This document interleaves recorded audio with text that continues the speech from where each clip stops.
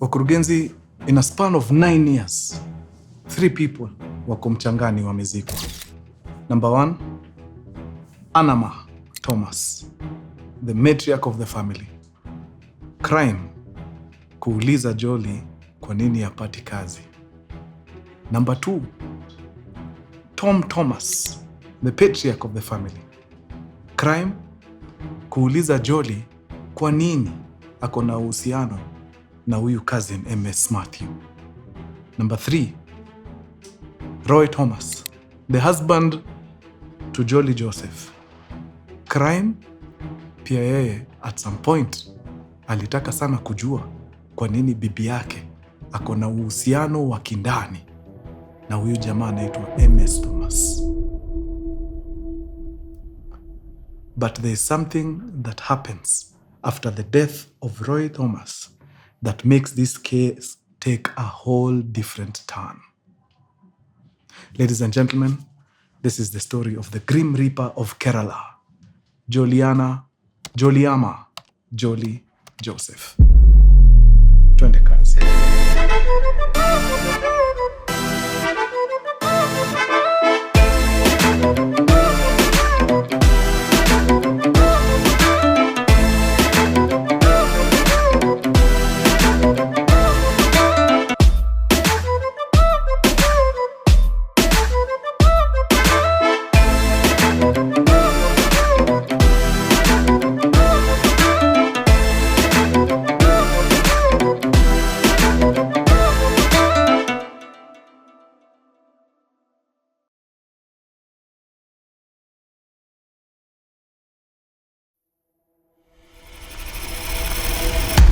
Mkurugenzi, my man, headline hitters na kama K. When you see Mkurugenzi in the building, you just know he's got the juice. First order of business, our super customers of the day. Pia leo ni kadhaa, so wacha ni tandike wote. Wow, kuna Maxwell Sawe, the CEO of Twaweza Data Hub. Wapi makofi, shangwe na nderemo pale. Kabisa, kazi safi unafanya hapo Nakuru, endelea hivyo mazee. Tuko na Peter wa Cairo. Wapi makofi ya Peter wa Cairo hapo? Aliingia kavuruga huyu. Hatari. Alafu finally kutufungia this beautiful month of love. Our super customer of the day ni mrembo anaitwa Valentine. Hello. Asanteni sana wazeju ya support hii hustle yetu. God bless sana na kila mtu yoyote ambaye aliingia kwa hiyo site. Mazee barikiweni sana. Msichoke kutulea, tunawategemea. Otherwise mkituachilia tutaanza kuwanyonga hapa nje na sipo. Okay. Now, wangwana, tulikuwa tumekimbia sana. Tumefika mahali the third family member, Roy Thomas, who is the husband of Jolly Joseph, amefanywa ile kitu, ameenda ametuacha. But now, something different happens after the death of Roy Thomas. What is that thing, you may ask? For the first time since all the deaths zianze kuhappen, familia ika-insist. Wanataka nini? Postmortem. Now, postmortem ikatandikwa pale haraka. After imekamilishwa, daktari akaleta findings. Na kwa system ya huyu gentleman, Roy Thomas, walipata a very, very dangerous component. A chemical by the name cyanide. So, imedhibitishwa ya kwamba huyu alikufa by kuingest cyanide, na lazima kukuwe na reason. Cyanide is not something that you ingest by mistake. Only 2 things.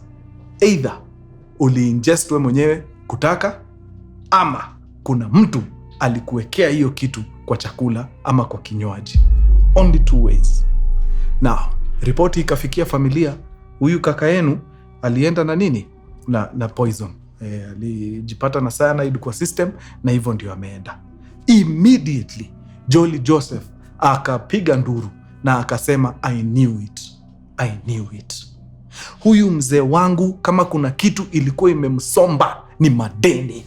ako na madeni left, right and center. Na at some point alisema tu, yani kama parable ya kwamba kabla deni zimmalize atakuwa ameenda. Sijui alikuwa anamaanisha nini, lakini baada ya kuona hizi findings zenu nimeelewa kile alikuwa anamaanisha. Wangwana, the long and short of it ni ya kwamba huyu kaka yenu ambaye ni mme wangu alijitoa uhai. Alienda akatafuta cyanide, akaimeza, akaiweka kwa chakula tamu sana nilikuwa nimempikia, akaikula, na hivyo ndio alienda. So well, familia kusikia brother yao sababu ya mashida za ulimwengu amejitoa uhai, basi hawakuwa na budi ila kuachana na hiyo kesi hivyo, na wakamzika kaka yao na maisha ikaendelea. Sasa Jolly amekuwa mjane, mama ya watoto wawili. Sasa kama alifikiria maisha ni ngumu, sasa ndio inaenda kuwa ngumu zaidi, sababu hata ile kidogo ilikuwa inaletwa na huyu mzee ambaye anaitwa Roy. Sasa hata hiyo kidogo haiko. But Jolly Joseph ni nani? Nyinyi mnamjua ama mnamsikia tu? Jolly alikuwa shapanga mikakati, akajua hapana, lazima nitatafuta namna, liwe liwalo, lazima nitatafuta namna. One time ule brother mdogo wa familia Rojo ameenda kwa ofisi za lands kwenda kufanya nini? Kulipa zile land rates. Kufika kwa ofisi ya lands anapigwa na butwa. Sababu gani? Anapata shamba yao iko kwa process ya kubadilisha mikono. Inatoka wapi? Kwa mzee, ikielekea wapi? Kwa huyu binti Jolly Joseph. Of course anashangaa sana, hii process ina happen aje? Na for this process to happen, lazima ule mzee wetu kabla adedi angekuwa ameokea, akasema hii shamba ikitoka hapa inafaa iende hapa. But because he had not done that, na huyu mtu alituletea will fulani, tukaona hapo ilikuwa ni will bandia, lazima hapa kuna mchezo inaendelea. So Rojo akapiga nduru haraka faster. Sister yake Renji akapata ripoti. Renji akakuja akaambia brother, ni aje, nimesikia mambo yako. Unakumbuka hiyo wakati walikuwa wanataka kutudanganya na will fulani? Nikakuambia vizuri sana Rojo, hiyo will enda uifiche. By any chance bado uko nayo? Akasema of course, kwani miudu will niko nayo, nimeiseti mpaka leo. Akaambiwa lete, enda ulete hiyo fake, ilete hapa. So Rojo tekegori akaenda akachukua hiyo fake will akaleta.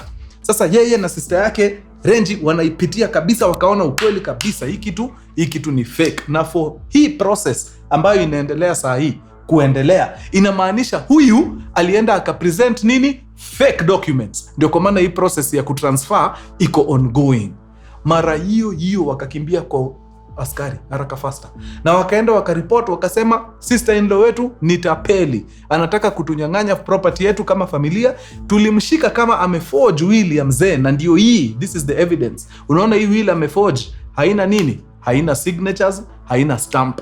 Saa hii tumeenda lands office, tunapata ameenda akasubmit documents safi, ziko na signatures, ziko na stamp. Sasa sisi ofisa tuna swali moja kwako, na hii swali ukitujibu tutaachana na hii kesi. Sisi tunataka tu kujua baba yetu aliamka lini akasign will alafu akarudi kulala. Hiyo tu ndio tunataka utuambie ofisa, sababu before he passed on he had not signed this document, but now all of a sudden the document is signed. So nataka kujua, kwani baba yetu anakufanga night shift peke yake, ama because how is this possible? Polisi wakapitia hapo ushahidi na wakaona kweli huyu mama akona kesi ya kujibu, because this is forgery. Umeforge, unataka kuobtain. Hapana, hatutakubali hiyo. But before waende wafungulie mrembo mashtaka, hii familia tu, Renji na brother yake Rojo, wakajiita meeting, wakajiuliza, huyu mama ako na watoto wawili, mzee ndio huyu ako kwa mchanga, tukimchukua tumuingize ndani, hawa watoto watagrow bila mama. Saa hii as we speak mzee yuko, alafu mama wakaona you know what, hakuna haja, wacha tumwambie hiyo ni onyo, iwe onyo. Siku ingine ukijipata umeingia kwa ngori kama hii hatutakusikiza, lakini for now tumekusamehea. So Renji na brother yake Rojo wakaambia mrembo wamemsamehea, na hiyo kesi ikakuwa nini? Withdrawn. Alright? Sawa. So sasa ni msichana wetu Jolly apambane na watoto wake wawili. Lakini kuna problem. Sababu again finances zinatatiza. Hakuna ganji kwa hii familia. But huyu msichana lazima survive. Niliwaambia from the beginning ni mtu anapenda soft life minus work. Hapendi kazi. So lazima atafute namna ataingia kwa hii soft life. Now, after mzee alizikwa, in fact, just before huyu husband aeko kwa mchanga, kuna kitu pia strange ilianza kuendelea pale. Watu wako busy wanang'ang'ana kuzika mzee, lakini Jolly wetu again ako mastori na ule cousin anaitwa MS Matthew. Na huyu cousin unaona vile amekuwa. Ule baba ya familia alishuku mambo ya MS Matthew, ameenda. Husband wa Jolly kabla aende alianza kuuliza na huyu MS Matthew mnashinda na yeye. Hapo form ni gani? Sifurahi vile muna interact. I don't like it. Kidogo ameenda. So now people wana notice kwa hii mazishi. Tunazika husband wake, lakini huyu MS Matthew is all over the place. So among the people wenye walianza kuona no something is off here ni uncle ya familia, uncle ya huyu Roy, uncle ya Renji the girl, uncle ya Rojo the boy. Huyu uncle ni nani? Ni ule Matthew mwenye ako related na mama yao. Si mnakumbuka ile familia? Let me go back to the family tree. Kuna baba Tom Thomas, mama Anna Thomas. Mama akona brother anaitwa Matthew. Sasa huyu Matthew alikuwa ni mtu wa karibu sana kwa hii familia. Na ameanza kupick up something iko very off. Especially na huyu msichana anaitwa Jolly. There is something that is not right. So akaamua nini? Anataka kuingia ndani, apige uchunguzi yake pole. So how does he do it? Ana befriend huyu msichana sana, anakujaga kumjulia hali hapo kwa nyumba, kuona kama kila kitu iko sawa, kama bado anapambana na watoto nini, anahakikisha ako ndani. Wakati anko anapiga darubini, akipiga ma investigation zake pale, anakuja kudiscover huyu madam na huyu cousin anaitwa MS Matthew wako in a full blown relationship. Mtu hata hajamaliza kuomboleza mzee, akona mtu, yani wame move on kabisa na huyu cousin. So hiyo kitu inamkwaza sana, sababu anashindwa, wewe hata bwana yako bado ako fresh kwa grave. Ni nini mnaambiana na huyu cousin yako? What is the problem there? So akakuja akamconfront, akamwambia mtu yangu, nimekuwa hapa nikifanya mambo yangu na nimediscover wewe na huyu cousin yako anaitwa MS Matthew kuna kitu mnaendeleza. Na hiyo kitu haifurahishi. Na wacha tu nikwambie ukweli. Tafuta vile utaachana na huyu jamaa ama itakuwa mbaya. Jolly akaangalia anko yake akamwambia, okay. Ni sawa. Nimekusikia. Haina problem. Iko sawa kabisa. Sawa. Na asanti kwa kuniambia hivyo by the way. That is why wewe nakuwekaga karibu sana. Wewe kama anko yetu kwa hii familia. Wewe umebeba ile msalaba yenye hao wazazi wenye wameaga waliwacha. Na usichoke na sisi. Endelea hivyo. So wamemalizana na hiyo story. But kawaida sababu huyu anko amechukua sasa hiyo jukumu ya kusupport hii familia, sababu wazazi wa hii familia wameenda. Once in a while alikuwa anakuja kutembea. One time alikuja kutembea hivyo. Akapatiwa tu chakula hapo sababu ya kutembea. Huwezi acha mgeni akae hivyo amekauka mdomo. Wangwana dakika hazikupita 13. Simu zilipigwa huko haraka faster. Tuk ikaingia hapo. Ikapata mzee amezimia hapo. Mama akang'ang'ana na mtu fulani wakaeka mzee kwa tuk. Na wakakimbiza mzee hospitali haraka faster. But huyu mzee hata hiyo hospitali ya kufika. He was pronounced dead. Again, familia wakasema, haidhuru. Alikuwa mzee. So hata postmortem wakufanya. That year was 2014. So in a span of 12 years walikuwa wamepoteza mama Anama Thomas, baba Tom Thomas, husband wa Jolly ambaye ni Roy Thomas, na brother ya mama ambaye ni nani? Matthew. 4 deaths. Again, funeral ikakondaktiwa hapo haraka faster, na hiyo story ikafanya nini? Ikaishia hapo. Okay, so now Jolly Thomas amebaki hapa na watoto.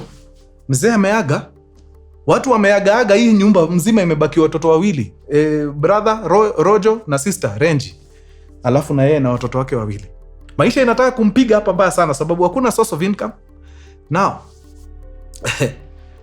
huyu mtu kama kuna kitu akosagi ni plan. Alikuwa amejiambia naye soft life ataikula liwe liwalo.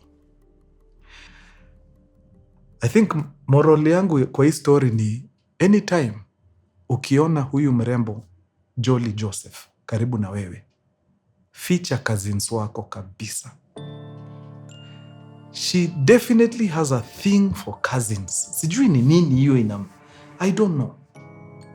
Now Jolly Joseph amekuwa akiadmire cousin ya bwana yake marehemu Roy sana, na ni first cousin, like baba ya Roy ambaye ameaga, Tom Thomas, na huyu cousin baba ya huyu jamaa ni brothers. So baba Roy na baba ya huyu jamaa blood brothers. So huyu jamaa na Roy ni first cousins. Jolly ameona huyu first cousin akasema nataka kama hii. In fact, si kama hii, nataka hii. So akaanza kupanga mikakati. Na hata akuficha, kuna a few people in the village aliwaambia, mazemi nikawaipata Shaju. Naweza sikia fiti sana. Huo kazi inaitwa Shaju. Nikawaipata Shaju. Naweza sikia good. Naweza sikia poa. But there was a problem. Shaju sio single boy, ni mtu akona mpaka familia. Shaju akona bibi mrembo sana anaitwa Sili. Sili na Shaju wamebarikiwa watoto wawili. Mmoja kijana barubaru, very handsome, anaitwa Abel. You can see where the inspiration came from. Yeah. Abel akona sister mdogo anaitwa nani? Alfin. A very beautiful baby girl, 2 years old. Abel ako kitu 12. So huyu madamu wetu Jolly anapiga hii hesabu ya hawa watu. Sasa huyu wife na watoto wake takuaje? Na vile mimi nataka jamaa, but haidhuru, iko tu sawa. Na kama ilivyo desturi yake, akitaka kitu anajileta karibu. All of a sudden akaanza kukua morio sana wa hii familia. Mashughuli zao yuko, anatokea kusaidia mawera nini, na wakamkubali kabisa, sababu ule bana ni bibi ya kazini yetu, na kazini yetu alimwacha bana, ni mjane huyu, lazima tumchunge, ni wetu huyu. So hivyo ndio Jolly alijistikisha kwa hii familia ya Shaju kama kupe. Wakati Abel, firstborn wa Shaju, alifika 12 years, si walienda wakabatiza mtoto, na pale after ubatizo inakuwa ni sherehe. So wakaorganize kasherehe kasafi sana. Of course kukiwa na sherehe, ni nani anakuja kusaidia? Si ni Jolly. Si amejituma huko kwa sherehe mbaya sana. Wakaandaa karamu ya kukata na shoka, na watu wakakaa chini wafanye nini? Wadishi. Kuna auntie kwa hii familia tu, one of the aunties wa hawa watoto wawili, Abel na Alfin. Abel ndio ameturn 12, tuna celebrate kubatizwa kwake leo. Alfin ni kasichana kadogo kwa 2 years. Sasa kuna auntie amebeba Alfin hapa kwa lap. Anamfanya nini? Ikamambos. Anamlisha chakula safi. Na kila mtu anapiga story, wanasikiza kamziki kwa mbali nini. All of a sudden auntie akiweka tu sahani, kijiko kama ya 3 kwa mdomo ya Alfin.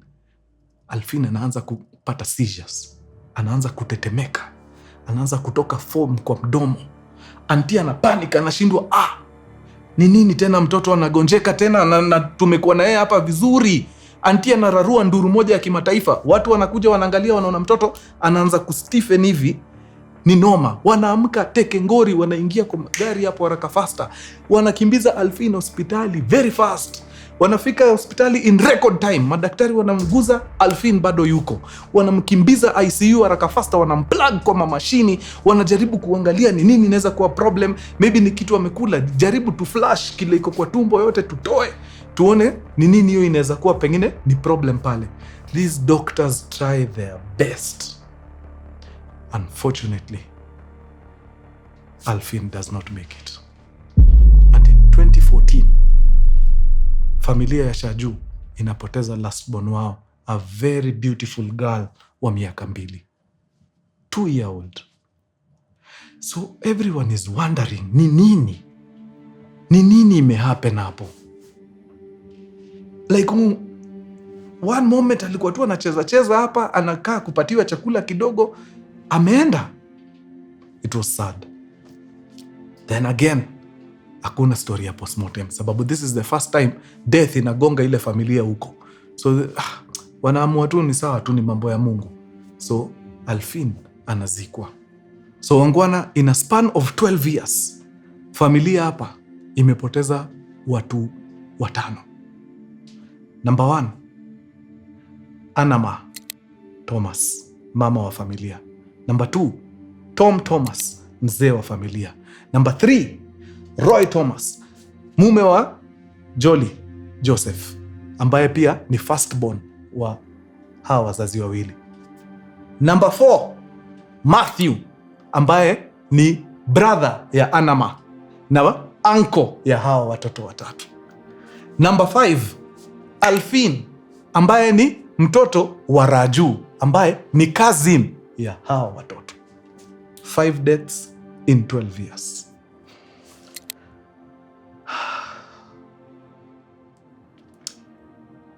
After hiyo death ya huyo mtoto, of course, huyu mama aliafektiwa sana.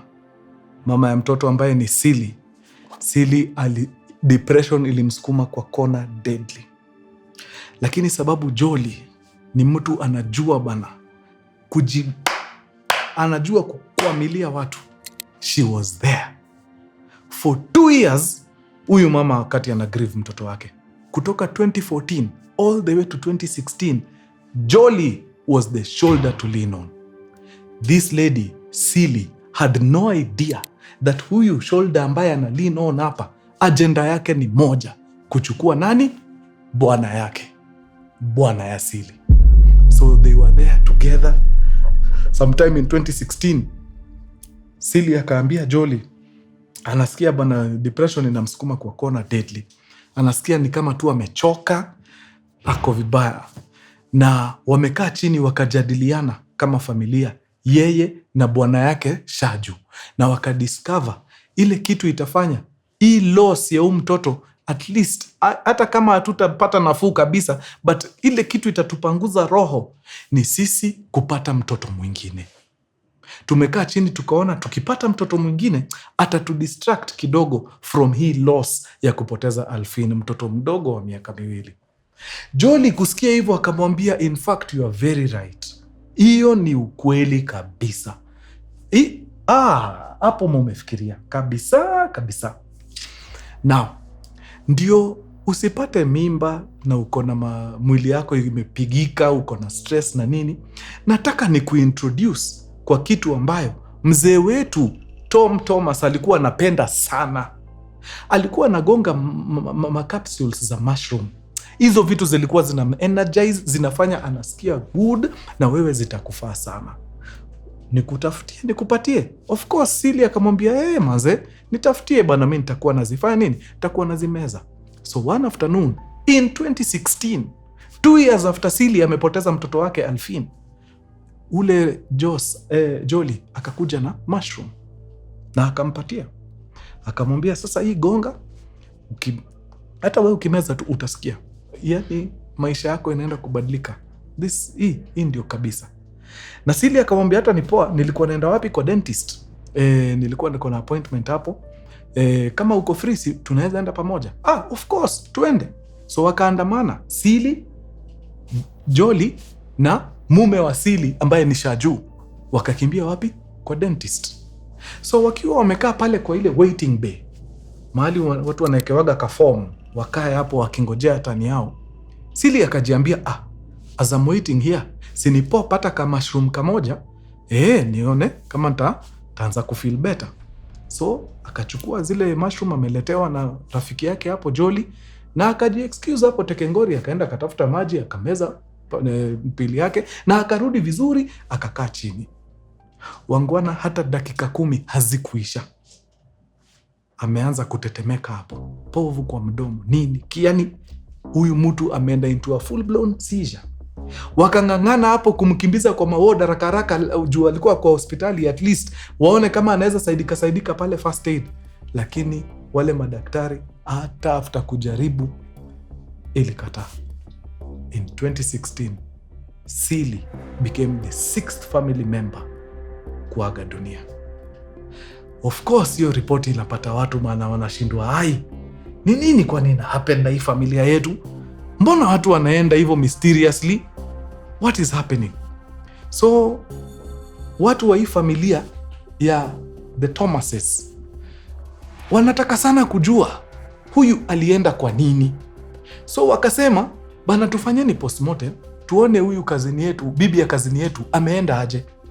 But husband wa Sili akakataa, akasema hakuna haja, watu ugonjeka wanakufa, so wachaneni nayo. After all, hata mkienda mfanye hizo postmortem zenu hazitamrudisha, she's gone, ameenda. So hao wakatulia, wakasema ni sawa, maybe sisi ndio tuko hurt sababu sisi tumepoteza wengi mysteriously. Kama wameamua hivyo ni sawa. Huyu daughter wa hii familia yetu hapa ambaye ni Renji akasema hii funeral lazima akuje.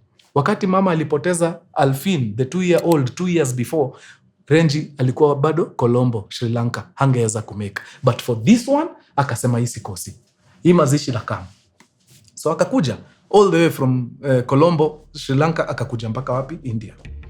Na she was present during the funeral. Na hii time yote wakiwa mazishi, Renji macho yake ilikuwa focused on one person, Jolly Joseph. Because there's just a way Jolly Joseph was behaving during that funeral. Renji akajiambia hapana, this is not someone who is grieving having lost a friend. No, this is someone who is genuinely happy that their friend died. I can see it. Naona vile anajituma hapo mazee, anapanga maua hapo kwa casket nini, yani unaweza ona huyu ni mtu nice, anasikia fiti deadly. So Renji anaochi kitu from a distance, ikaplantio seed kwake, hapa there is something, na mtakuja kuniambia hapa kuna kitu. So mazishi ikaisha vizuri na kila mtu akarudi kwao. Wangwana, barely months later watu wanakutana na announcement, Jolly Joseph ameamua kuolewa na widower Shaju. Barely months after Shaju alipoteza nani? Mke wake. Ule Renji, the girl wa hii familia, akajiambia, you see, this is the reason. Huyu mama alikuwa anataka huyu mama wa hiyo side aende, ndio yeye akuje atoshe hapo, sababu hiyo soft life ndio anakimbiza. Na hii ni story nimeisikia mpaka kwa villages, watu wakisema not once not twice, wamesikia huyu Jolly Joseph akisema, mimi walai Mungu akanibariki na Shaju, siwezi sikia mbaya. Finally it has happened. What are the odds? What are the odds?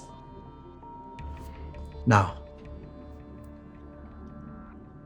after hapo, huyu Renji ndio alijitwika jukumu ya kuhakikisha ameenda down to the bottom of it. Eventually huyu Jolly Joseph aliolewa na Shaju na akaingia huko. But after ameingia kule, huyu sister wa hii familia Renji alianza investigations immediately. First order of business ilikuwa kuangalia ile report. Kuna ile postmortem report ya nani? Brother yao Roy mwenye alizikwa. Keep in mind, Roy was the only one mwenye alifanyiwa nini? Postmortem. So akaenda kuanza kupitia postmortem vizuri kabisa. Na kwa hiyo postmortem something ikam strike. Akadiscover pale daktari ameandika components of cyanide ilikuwa found kwa undigested food by the time hii postmortem ilikuwa inafanyika, ilikuwa ni undigested hiyo chakula. Haya, huyu mtu aliingizwa hospitali at 11:20 PM. 11:20 PM usiku hiyo ndio aliingizwa hospitali. So if he died, tuseme alikufa by 11:30 tuseme, and this food was still undigested, inamaanisha he had just eaten. He had just eaten. But Renji anakumbuka vizuri sana when Roy died, alikuwa na conversation na Jolly, akamuuliza Jolly, na ni nini inaweza kweli happen? Ni nini anaweza kuwa alikula ndio aamue tu kuenda hivyo? Jolly akamwambia, believe it or not, huyu mwanaume alikula saa 8:30 mchana. 2:30 PM ndio alikula. Na hakukula kitu ingine until akaenda kulala hiyo usiku. But here is the postmortem report. Inasema by the time walikuwa wanaangalia components za tumbo, the food was undigested. Yet he was brought to hospital at 11:20 PM. So there is no way hiyo chakula ilikuwa ni chakula alikuwa amekula saa 8 mchana. No. Keep in mind ni mchele. Hakuna kitu inadigestikanга haraka kama mchele. But 11:20 PM haijadigestiwa na alikula saa 8:30. No, unatubeba ujinga. Hakuna. No. So immediately Renji, the sister, akajua there is some foul play hapa. Na akacall brother yake Rojo akamwambia, Buda, ile postmortem report nimetoka kuipitia, ule madhe anatudanganya. Alituambiaje? Huyu jamaa hakuwa amekula kitu kutoka 2:30 PM. Watu walifanya hii postmortem wakapata undigested food, na hiyo ndio ilikuwa na cyanide. Alikimbizwa hospitali saa ngapi? 11:20 usiku. Chakula ya saa 8:30, 11:20 usiku haijadigestiwa, sio anatubeba ng'ombe. Kaende sana. So Renji wakachukuana na Rojo brother yake, wakaingia polisi. Na kuna a retired officer, hiyo time hakuwa ameretire, alikuwa ni some sort of a family friend. Wakaenda wakamkalisha chini, wakamwambia, mtu yangu, we've had doubts for the longest. Udem tangu akamko familia yetu, wasio wamekuwa wakianguka huko kama nisi. People are dropping like flies. Tafadhali tufungue hii kesi tena, wacha tu investigate, tujue tumefanya anything that is humanly possible kuhakikisha kama kuna foul play hapa tumeiwai. Na huyo askari family friend ni mfiti sana, akasema, you know what, I got you, tutafanya hiyo shughuli. So immediately investigation ikalaunchiwa. Sasa first order of business ni nini? Ni kuenda pale National Institute of Technology, kuenda kuhoji watu huko kuhusu employee ambaye ni lecturer kwa hii shule ya NIT ambaye anaitwa Jolly Joseph. Polisi wanafika NIT, wanaita principal, wanamwambia, tunataka kuinterview kuhusu employee wako fulani anaitwa Jolly Joseph. Tunataka tu kujua ni mtu aina gani. Principal anashindwa, Jolly Joseph ako hapa?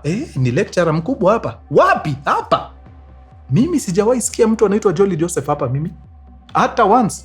Nitakupatia hata files zetu za employees, uniambie kama utaona Jolly Joseph hapa. So the police very quickly discover that hakuna shule Jolly Joseph anafundisha. It is a lie.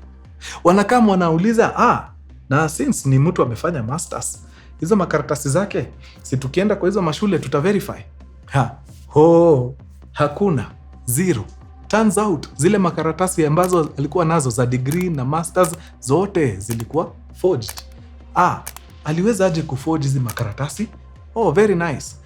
The patriarch of the family, Tom, alikuwa anafanya kazi kwa wizara department ya education. So after ameresign, alienda akafungua ka consultancy kake ka education. So alikuwa anasaidia watu sana na stories za tertiary education na nini.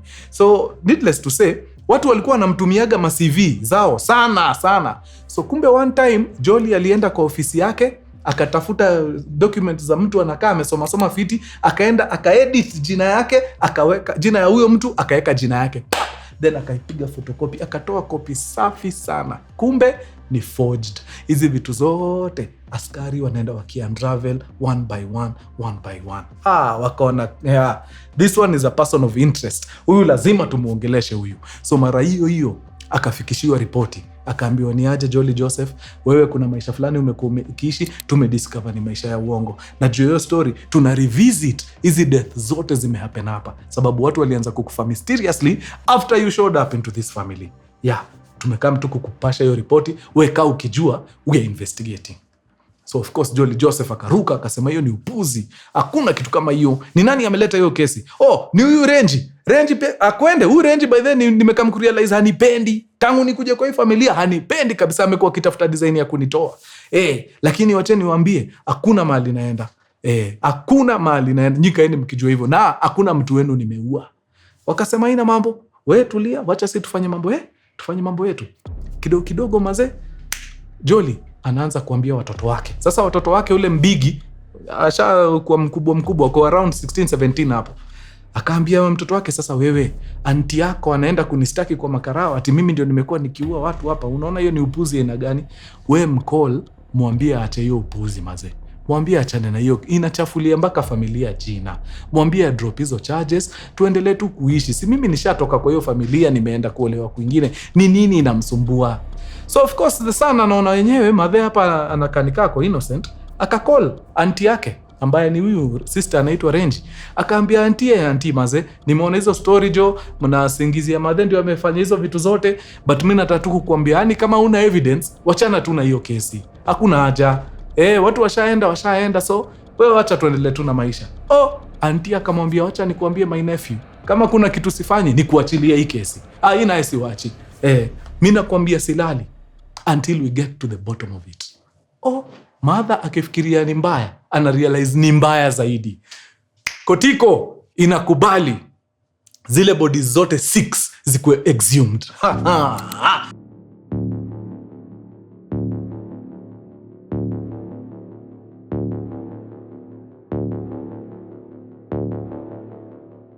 Inataka kuchacha sasa. Koti imepatiana hiyo nini? Mnataka kuangalia kama kulikuwa na nini? Exhume hizo bodies zote kuanzia mama, mzee, Roy, Anko, Katoto, Alfin na mama yake Sili. Zote exhume. Sasa ikakuwa ni noma. By this time media washa pick up hii story. Wanarun nayo huko Kerala aje deadly. Watu washajua mpaka hii residence pona Matam residence wako huko, wanapiga kambi huko wakingojea kusikia kunaendaje. Before long huyu Jolly I think hit ikakuwa iko too much.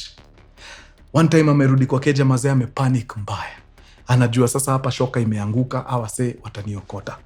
The son huyu mkubwa akanotice, akamuita kando, akamwambia mama, hebu tuingie hapa bedroom tuongee kidogo.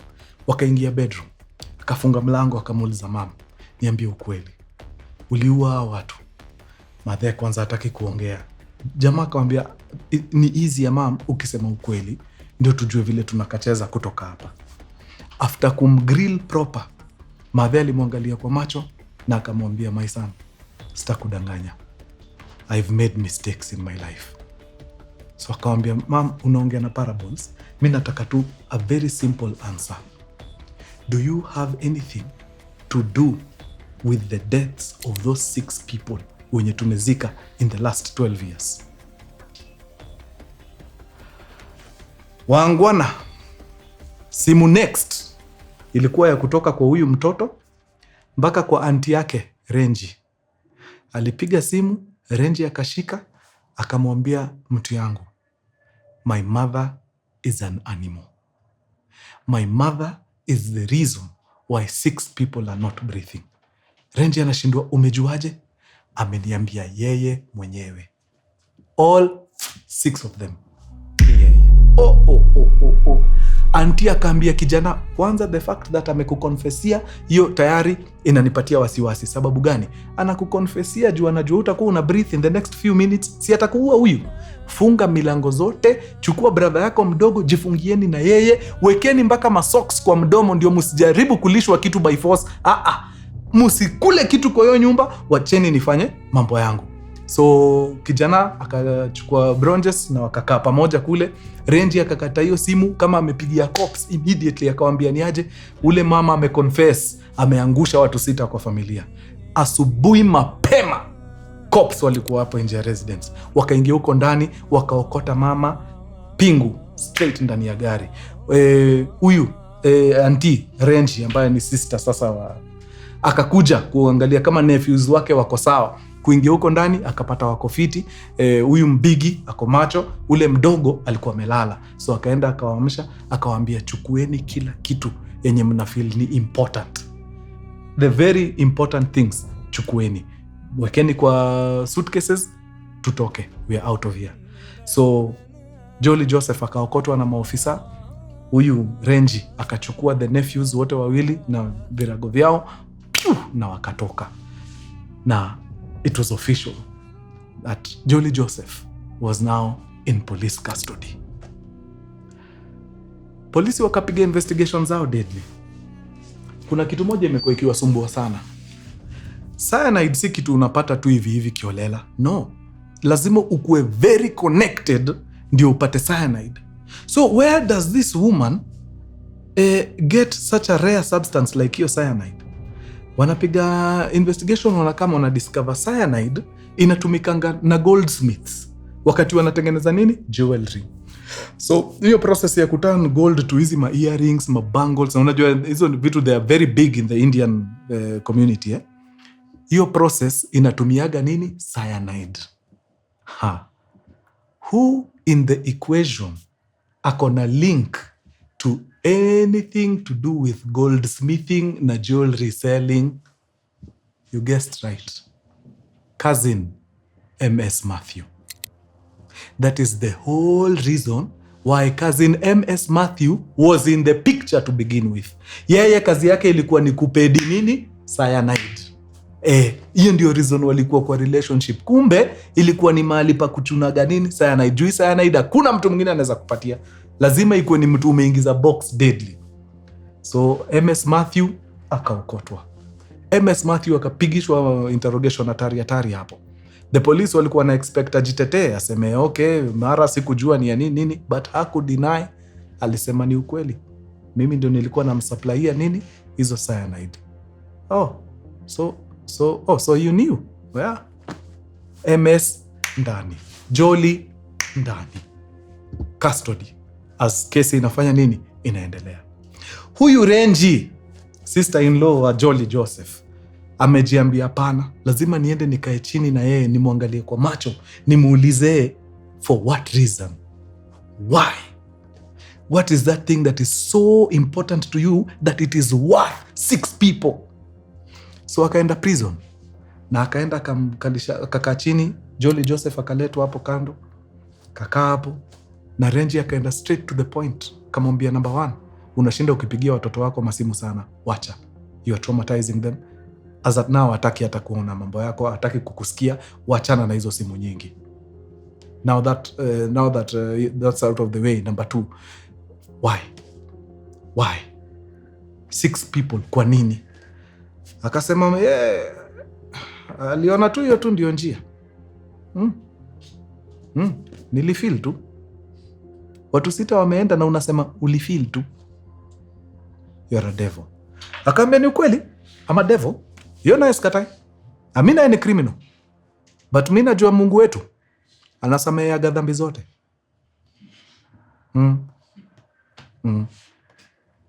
Yeah.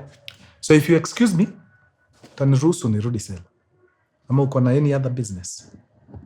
Yani Renji alikuwa anamwangalia hivi, hajawahi ona mtu hana remorse kama huo. Yani umeua watu 6 na uko tu hapo wewe unaendelea. Wewe laani watu. So Renji akaamka, akaacha Jolly Joseph hapo na akaenda. Akachukua watoto wake 2 na sasa anawalea kama watoto wake. Although sasa kau firstborn sasa ni mkubwa, ni mtu anajitegemea, ako nje. Jolly Joseph, MS Matthew wako ndani. Believe it or not, waliokotwa 2019. Hiyo ndio siku walienda kuokotwa pale kwa nyumba. But to this very day, 7 years later, hiyo kesi haijawahi isha. Paka leo wako remand. In fact, one of the lawyers wa Jolly Joseph alisema minimum hii kitu itachukua ni 1 year per victim. 1 year per victim. That's the minimum it will take. So if we have 6 victims, then it's 6 years. Yeah, ndio hii kesi ifike mwisho. Of course huyo lawyer wake kuna anatry kumtetea akisema hatuko sure. After the exhumation 2 bodies zilipatikana na cyanide. Number 1, Roy, husband to Jolly. Number 2, kale katoto Alfin. Hizo zingine hazikupatikana na cyanide sababu gani? The time ilikuwa imepita sana. Sasa kama mama alikuwa anakufa 2002, hii exhumation imefanywa 2019. After 17 years surely. Hapo hakuna kitu ya maana unapata. So time had gone by sana. So ikakuwa hard kupata hii. But aliconfess ye mwenyewe. Akasema I did it. Aliconfess ya mtoto wake. Najua eventually alikama kairuka pale mbele, but she did it. Yeah. So bado tunangoja tuone what happens. Atasukumwa ndani miaka ngapi yeye na accomplice wake MS. Well, it's amazing to know how far a human being can go just in pursuit of a soft life.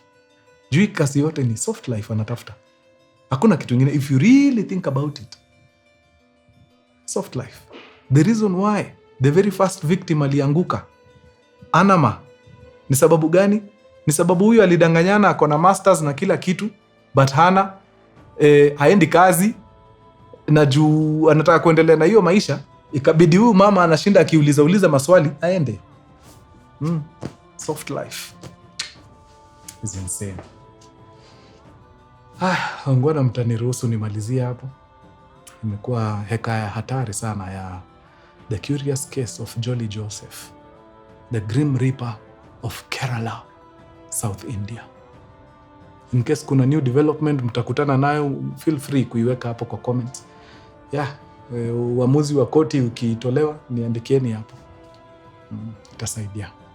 Imekuwa true sana, nyinyi watu wa nguvu deadly. Tuonane next week. Adios muchachos. Peace.